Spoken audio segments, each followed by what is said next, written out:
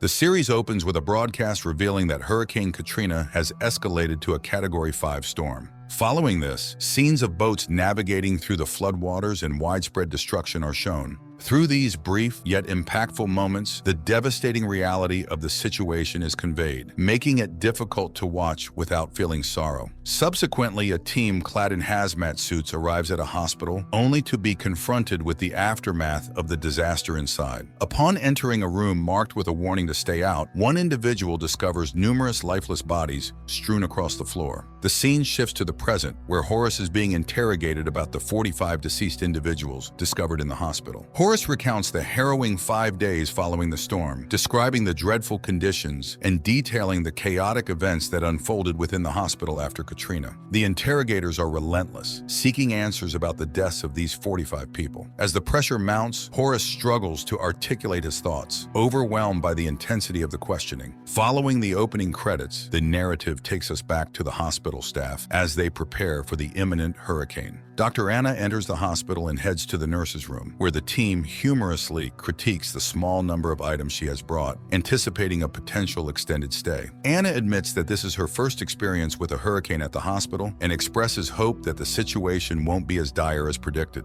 Meanwhile, outside, a few men are seen driving a metal stake into the ground to measure the rainfall, which currently indicates just over 1.5 feet. Inside the hospital, the incident commander, Susan, is gathering everyone to outline the forthcoming challenges. She emphasizes the rules and procedures they must adhere to in order to effectively care for the patients during the storm. Diane is seen conversing with another nurse about which patients require closer monitoring. She then visits one of her patients who appears to be recovering from her ailments. Following this, Dr. Anna is on the phone with her husband, expressing her wish for him to be with her instead of watching over their home. He reassures her that he needs to stay behind to protect their house and that they'll be reunited in a day or so. Meanwhile, Mark is driving home amidst the storm when a fallen tree obstructs his path, forcing him to take a detour. Upon reaching home, he and his wife are alarmed by a news report announcing a mandatory evacuation. This causes them to worry since Mark's mother is in the hospital. Diane then checks on Emmett, a patient who was mentioned as needing extra attention. They engage in a brief conversation about his family, ensuring he remains in contact with them. Mark, concerned for his mother, calls the hospital and manages to speak with her. She reassures him that she's being well cared for and mentions that her nurse, Jill, is right beside her. Unfortunately, their conversation is abruptly cut off as the phone signal drops. Next, Susan is with her mother, expressing her surprise at how overwhelming her responsibilities have become. As they talk, the flooding begins, with water seeping through the ceiling. Diane is the first to alert Susan about the leakage. Susan then confronts a man regarding the water intrusion, and he dismisses it as just windblown rain. Incredibly, he then mentions that their main concern is a flood and that if it happens, an evacuation will be necessary. Susan questions him about the evacuation procedure, but he admits he has no idea how to proceed. At this point, it becomes clear that Susan was unprepared for the magnitude of the situation she faces. She sits down with a hefty manual, trying to figure out the hospital's protocol in case of flooding. In a meeting with the hospital's senior staff, Susan informs them that the book contains no evacuation plans. She warns that if the basement floods, they will lose all their food and supplies, and if the water reaches 4 feet, the situation will become dire. The senior staff member reminds her that as the incident commander, all decisions fall under her authority. Chaos begins to unfold as the situation at the hospital deteriorates rapidly. Objects start flying around, and the rain intensifies, illustrating the full force of the hurricane. An elderly man, entranced by the storm, wanders to a window to watch, but Dr. Anna quickly finds him and guides him back to his room. Just as she settles him in, a deafening crash resonates through the building as something smashes through Susan's office window. The scene then shifts to the bridge connecting the two hospital wings, which is on the brink of collapse. Dr. Anna urgently calls Susan, who orders an immediate evacuation. As they scramble to evacuate, the water level has risen to over 3.5 feet. Karen frantically contacts Susan, urging her to get everyone out. Susan mobilizes the staff to gather all the food supplies in the basement and then instructs Horace to move patients from admitting to the second floor in a calm and orderly manner. Horace relays the urgency to Dr. Bryant, emphasizing the need for a swift but composed relocation. Amidst the chaos, Dr. Anna finds a terrified nurse in tears and bravely helps her across the perilous walkway. Everyone at the hospital remains alive, and that's the only hope they cling to at this moment. As Susan herself narrates in an interview, the ominous reality sinks in. The worst is still yet to come. The hospital staff breaks into a round of applause, celebrating celebrating a small victory. Although the water is beginning to be drained out, the broken air conditioning presents a new challenge. Susan urges everyone to stay hydrated and drink plenty of water to combat the rising heat. Footage of the city and the wreckage that tore up the town plays, with analysts noting that the hurricane didn't hit as hard as it could have. In the backdrop, Susan's voice narrates how everyone was relieved and happy because the hurricane didn't impact the hospital as severely as anticipated. However, the mood shifts as she is pressed by people asking if she had any interactions with Dr. Anna during and leading up to the hurricane. Susan reflects, "After we survived the hurricane, we thought we could survive anything, and we were wrong." Inside the hospital, Susan explains how the water is flooding in, but reassures everyone that they are working on it and that the hospital has held up relatively well, all things considered. She reminds everyone that it's hot due to the AC being out and urges them to stay hydrated. Tensions are rising with the increasing temperatures inside the hospital. Emmett tries to call his wife, but can't get through, worried that she might be confused due to their hospital transfer. The camera pans to show the severe flooding outdoors. Overheard conversations reveal that the lake waters are flooding, and most city residents are unaware. Life Care Hospital is facing leakage issues, and no one from Memorial has checked on them. Horace confronts Dr. Cook about someone seeing him with a gun. Dr. Cook claims he is protecting himself, but Horace cautions him to be mindful of those around him. Horace then mentions a patient who expressed concern about being discharged, reassuring the patient that if such a situation arises, he should come to him for help. In Dallas, a group of healthcare salespeople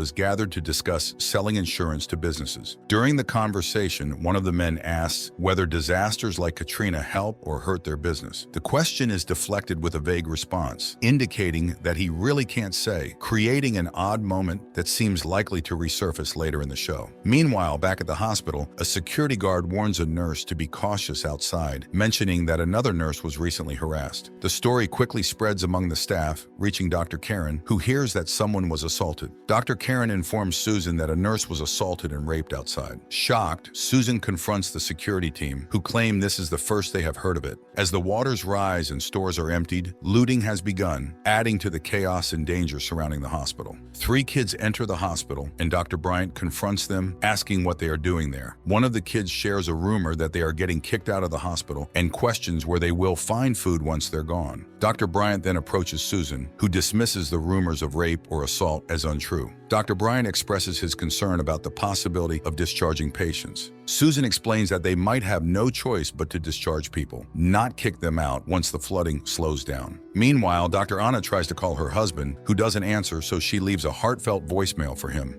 Outside, staff members check the height of the floodwater, which remains at 18 inches and hasn't receded as hoped. Mark calls Jill to check on his mother and learns that, despite the harsh conditions and lack of AC, the hospital staff is doing their best. Sandra reassures Mark that his mother is safer in the hospital than she would be stranded at their house. Susan experiences a breakdown, feeling as though she has let everyone down. However, Dr. Anna receives a pleasant surprise when her husband shows up at the hospital. Then we see everyone finding some comfort with loved ones, as they start to believe the worst is behind them. We even see Emmett on the phone with his wife, who offers him some comfort and reassurance. As everyone is settling in, Dr. Karen Wynn encounters a woman who was brought to the hospital with stab wounds. The doctors work to treat her, while Horace tries to comfort her distraught grandson, who explains that his mother stabbed his grandmother. Meanwhile, Dr. Anna's husband is trying to convince her to come home, but she refuses to leave her patients. Frustrated, he tells her he will go home to check on the house and then return to her. As he leaves, the news reports that while water levels aren't rising in some areas, they are increasing in others. Back with the insurance people, the man who was asked if disasters like Katrina were good for business bluntly responds, "Of course it was." Outside the hospital, as a couple of people survey the area, a few men approach and warn them that 15 feet of water is coming fast. Susan challenges the men, but they insist that this is imminent and an evacuation is necessary. Susan admits they don't have an evacuation plan for such a flood.